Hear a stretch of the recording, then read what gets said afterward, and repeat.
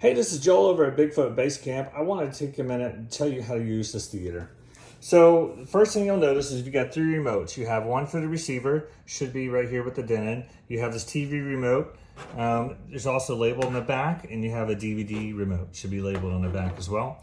So we're going to start off watching a DVD. So first thing we're going to do is pick up this Denon remote. We're going to hit the power button. You'll see the lights come on down there. And then we're going to hit this Blu-ray button up top. Okay.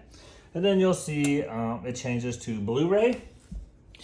Next thing, we're going to go ahead and turn the Blu-ray player on. Hit the power button. Then you'll notice you got a little green light there.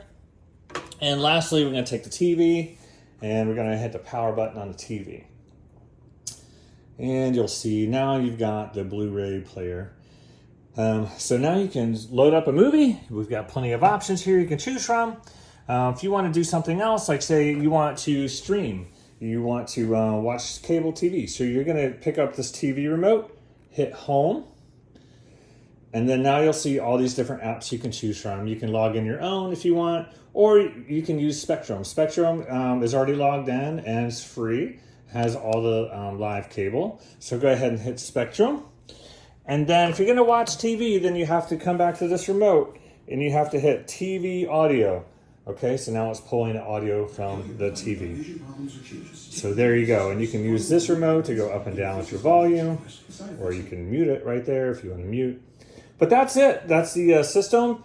All kinds of stuff you can do with this. You can stream, you can movies, all types of things. One thing we ask is that you don't unplug any of our cables. Definitely nothing to the TV.